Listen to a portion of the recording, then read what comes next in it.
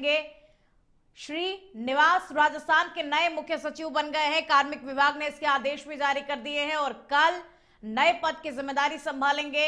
1989 batch के IAS अधिकारी we Srinivas हैं। तो कार्मिक विभाग ने इसके आदेश भी जारी कर दिए हैं और कल नए पद की जिम्मेदारी संभालेंगे वी श्रीनिवास। तो देखिए कल जो है, कल से कार्यभार संभालेंगे और नए पद की जिम्मेदारी संभालेंगे। नई जिम्मेदारी श्री निवास को दी गई है। नए मुख्य सचिव राजस्थान के बन गए हैं श्रीनिवास और कल से कार्यभार ग्रहण करेंगे। और ज्यादा जानकारी के साथ में deputy news editor Avanindra phone line पर जुड़ चुके हैं। अवनिंद्र, क्या कुछ इस बारे में पूरी जानकारी, कौन है श्रीनिवास? श्रीनिवास 89 बैच के राजस्थान कैडर के प्रशासनिक अधिकारी हैं और करीब 15 साल से अधिक समय से ये प्रतिनियुक्ति पे दिल्ली में थे। लेकिन जैसा राजस्थान में ब्यूरोक्रेसी में एक अभूतपूर्व परिवर्तन हुआ, मुख्य सचिव के तौर पर सुधांशु पंत का कार्यकाल समाप्त कर उन्हें दिल्ली बुला लिया गया और उसी के साथ यहाँ पे जो नई जिम्मेदारी किसी दी गई थी इस पर चर्चा होने लगी। तो वी श्रीनिवास का नाम सामने आया। परसों ही इनको जो है दिल्ली सरकार ने, केंद्र सरकार ने, माफ कीजिएगा, केंद्र सरकार जहाँ पे प्रतिनियुक्ति पे गए हुए थे और राज्य सरकार के आग्रह पर केंद्र सरकार ने इसकी प्रतिनियुक्ति समय पूर्व समाप्त कर इन्हें पुनः एक बार राजस्थान कैडर भेज दिया। तभी प्रदेश के अगले मुख्य सचिव होंगे। अब इंतजार था औपचारिक घोषणा का, आदेशों का, जो भी आज संडे के बावजूद वो आदेश जो है वे पारित हो चुके हैं और सामने आ गए। तो कल से वी श्रीनिवास जो है वह पद ग्रहण करेंगे। हम वी श्रीनिवास के बारे में कुछ बताएं कि 89 बैच के अधिकारी हैं। राजस्थान में इनकी कई इन्होंने महत्वपूर्ण पद संभाले हैं। पाली और जोधपुर में ये जिला कलेक्टर के जैसे रहे। एनआरएचएफ में डायरेक्टर के बतौर इनकी आखिरी नियुक्ति राजस्थान में थी, जिसके बाद ये केंद्र में चले गए। केंद्र में भी इन्होंने भिन्न भिन्न जो है विभागों को अंदर अपनी सेवाएं दी हैं। तो इनका एक लंबा अनुभव है, ना सिर्फ राजस्थान में बल्कि केंद्र में भी।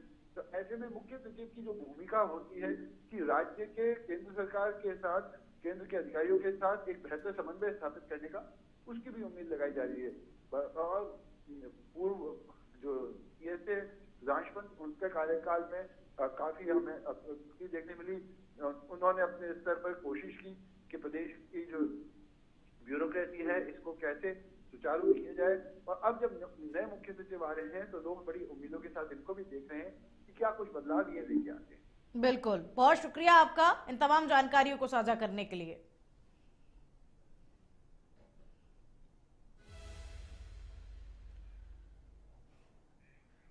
और पुलिस महकमे में बड़ा फेरबदल हो गया है। 142 अतिरिक्त पुलिस अधीक्षकों के तबादले और तबादला सूची में अधिकतर जिलों में बदलाव हुआ है। तो देखिए ये बड़ा फेरबदल हुआ है। 142 अतिरिक्त पुलिस अधीक्षकों के तबादले कर दिए गए हैं। राजस्थान पुलिस महकमे में ये बड़ा फेरबदल देखने को मिल रहा है। 142 अतिरिक्त पुलिस अधीक्षकों के तबादले कर दिए गए हैं और तबादला सूची में अधिकतर जिलों में बदलाव हुआ है। देखिए ये बड़ा फेरबदल हुआ है। 142 अतिरिक्त पुलिस अधीक्षकों के तबादले कर दिए गए हैं और ये जो तबादला है ये ज्यादातर जिलों में देखने को मिला है। तो बदलाव जो है, बड़ा बदलाव देखने को मिल रहा है। 142 अतिरिक्त पुलिस अधीक्षक जिनके तबादले कर दिए गए हैं। और ज्यादा जानकारी के साथ में संवाददाता पंकज फोन लाइन पर जुड़ चुके हैं। पंकज, देखिए ये बड़ा फेरबदल हुआ है, क्या कुछ इसके पीछे जानकारी? जो कुछ वो बता दें कि राजस्थान पुलिस विभाग में बड़े पैमाने पर काफी फेरबदल किया गया है। गृह विभाग ने शनिवार रात 142 अतिरिक्त पुलिस अधीक्षकों के तबादले आदेश जारी कर दिए हैं। इसके साथ ही 3 अधिकारियों को नवगठित महिला बटालियनों में डिप्टी कमांडेंट का अतिरिक्त कार्यभार भी सौंपा गया है, जिससे वे अगले आदेश तक संभालेंगे। वही बात करें, इसमें जोधपुर के राजीव कुमार परिहार को अमृता देवी महिला बटालियन बाड़मेर की, अजमेर की प्रीति कांकानी को पद्मिनी महिला बटालियन सीकर की और जयपुर के यशपाल त्रिपाठी को कालीबाई महिला बटालियन अलवर की जिम्मेदारी दी गई है। पंकज, ये सामान्य तबादला है या फिर राजनीतिक कारणों की वजह से तबादला हुआ है? जी नहीं, ये सामान्य रूटीन प्रक्रिया है। और बात करें, इधर जयपुर से कई अफसरों को बाहर भी भेजा गया है, जबकि कुछ को जयपुर में नई पोस्टिंग मिली है। कुल मिलाकर पुलिस विभाग में ये है बड़ा फेरबदल, संगठनात्मक मजबूती और बेहतर प्रशासनिक प्रबंधन की दिशा में अहम कदम माना जा रहा है। तो ये बड़ा फेरबदल पंकज हुआ है, किस तरीके से अब बदलाव जो है वो देखने को मिलेंगे? आम बिल्कुल। जनता के मन में पुलिस को लेकर के जो छवि है, क्या उसमें सुधार देखने को मिलेगा? जी बिल्कुल, कुछ बता दें कि इन जो पुलिसिंग की जो प्रक्रिया होती है उसके बाद में कुछ ना कुछ प्रभाव जरूर पड़ता है। सूची में कई महत्वपूर्ण पदों पर तैनात अधिकारियों को नई जिम्मेदारी सौंपी गई है। अब ये देखना अहम होगा कि इन तबादलों का आगामी दिनों में प्रदेश की पुलिस व्यवस्था पर क्या प्रभाव पड़ता है। अच्छा पंकज, ज्यादातर जो तबादले किए गए हैं वो जिलों में बदलाव जो है वो देखने को मिल रहा है, इसके पीछे मुख्य कारण? जिलों की जो बेहतर पुलिस व्यवस्था बनाने के लिए उनको अधिकारियों को इधर उधर किया गया है और कुछ को बाहर भी भेजा गया है। तो अभी जो ये तबादला हुआ है, किस तरीके से क्या कुछ स्ट्रेटेजी लेकर के चल रहे हैं, किस तरीके से बदलाव किया जाएगा? जिस प्रकार राजस्थान के डीजीपी राजीव कुमार और सचिन मित्तल कमिश्नर ने पूरी रणनीति बना करके पुलिस को बाहरी आक्रमण से बचाने और पुलिस व्यवस्था को सुदृढ़ करने के लिए ये पूरी की पूरी व्यवस्था की गई है। चलिए, बहुत शुक्रिया पंकज आपका इन तमाम जानकारियों को साझा करने के लिए।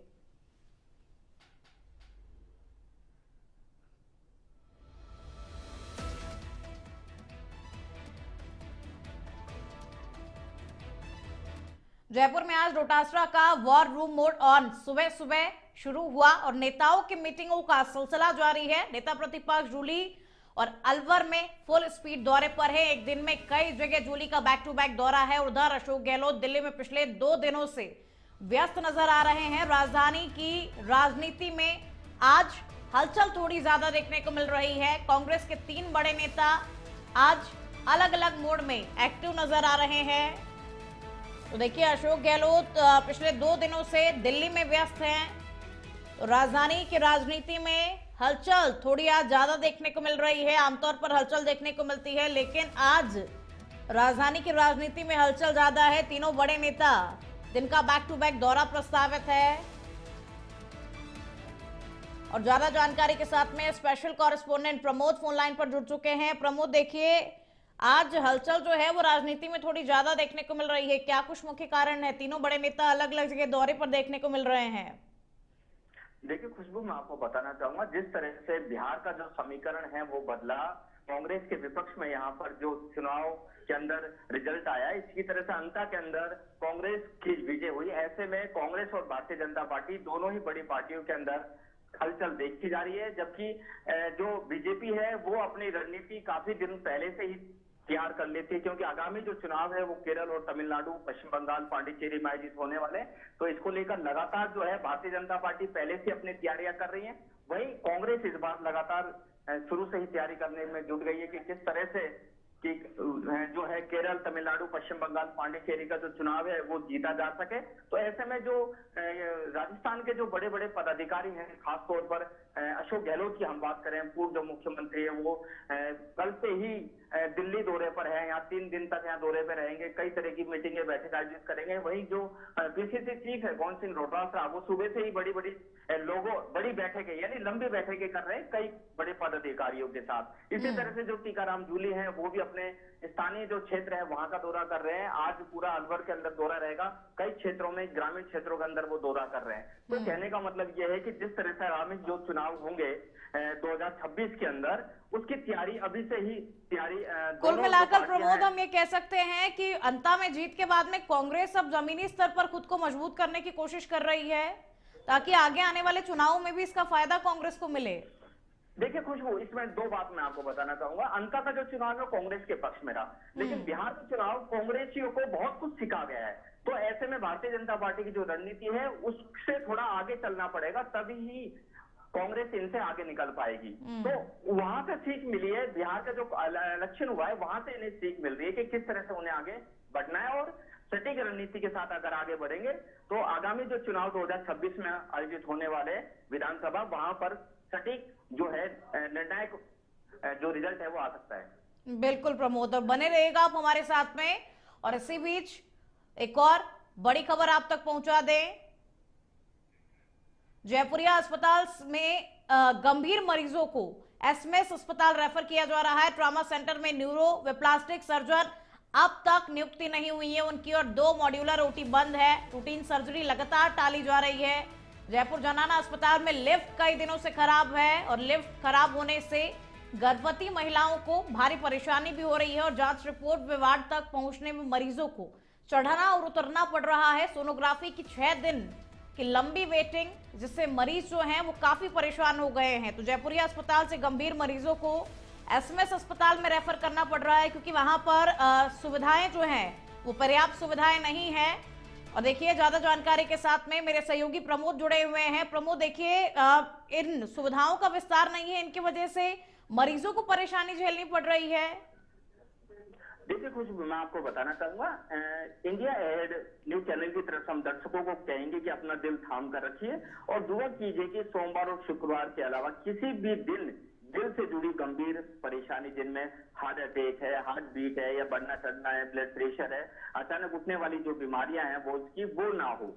क्योंकि जयपुर का जो शास्त्री नगर स्थित है कावंटी अस्पताल के अंदर जो कार्डियोलॉजी है ओपीडी सिर्फ हफ्ते में सिर्फ 2 दिन चल रही है। तो ऐसे में बाकी का जो 6 दिन है, इन 6 दिनों के अंदर जयपुर वासियों को अपना दिल थाम कर रखना होगा, भगवान से प्रार्थना करनी होगी कि इस तरह की जो बीमारी है वो उन्हें ना हो पाए। क्योंकि इस अस्पताल के अंदर कई तरह के जो टेस्ट हैं, जो कैथ लैब है, एंजियोग्राफी नहीं हो पा रही है, एंजियोप्लास्टी नहीं हो पा रही है, और इसके अलावा जो रेफर की जो सुविधा है वो भी। प्रमोद, लेकिन कारण क्या कुछ है? ये तो मरीजों के लिए भारी परेशानी है। यदि कोई गंभीर मरीज वहां पहुंचता है तो उसका इलाज किस तरीके से होगा?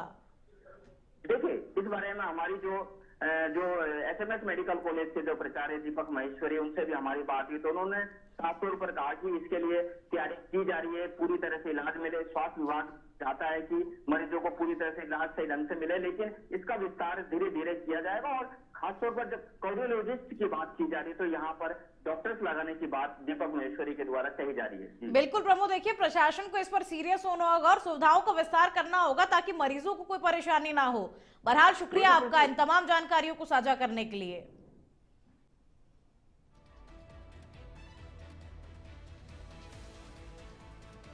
और इसी बीच एक बड़ी खबर आपको बता दें, ग्वालियर में भीषण सड़क हादसा हुआ है। रेत ट्रैक्टर में कार घुस गई, 5 लोगों की मौत इसमें हो गई है। सिरोल थाना क्षेत्र में मालवा कॉलेज के ठीक सामने ये बड़ा हादसा हुआ है। डबरा से ग्वालियर की ओर कार सवार परिवार आ रहा था और पुलिस ने ट्रैक्टर को जब्त कर लिया। चालक की फिलहाल तलाश जारी है। तो मालवा कॉलेज के ठीक सामने ये बड़ा हादसा हुआ है। डबरा से ग्वालियर की ओर कार सवार परिवार जो है आ रहा था, और इस हादसे में 5 लोगों की मौत हो गई है। पुलिस ने ट्रैक्टर को तो जब्त कर लिया, लेकिन पुलिस अब चालक की तलाश करने में जुटी हुई है। ग्वालियर में ये भीषण सड़क हादसा हुआ। रेत के ट्रैक्टर में एक कार घुस गई। ट्रैक्टर चालक फिलहाल फरार बताया जा रहा है। पुलिस उसको ढूंढने का प्रयास कर रही है। और डबरा से ग्वालियर की ओर कार सवार जो परिवार है वो आ रहा था जब यह हादसा हुआ। पुलिस ने फिलहाल ट्रैक्टर को अपने कब्जे में ले लिया है, लेकिन ट्रैक्टर चालक फरार बताया जा रहा है। उसे ढूंढने का प्रयास पुलिस कर रही है। 5 लोगों की मौत इस हादसे में हो गई है फिलहाल।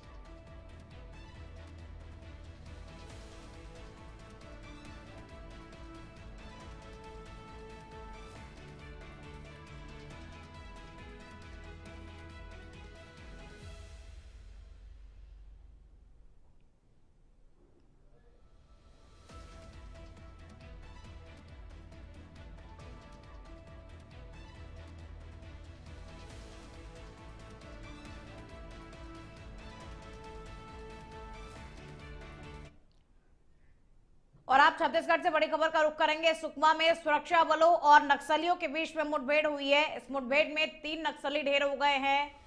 चिंता गुफा थाना क्षेत्र के जंगलों में ये मुठभेड़ हो रही है और 3 नक्सली इस मुठभेड़ में ढेर हो गए।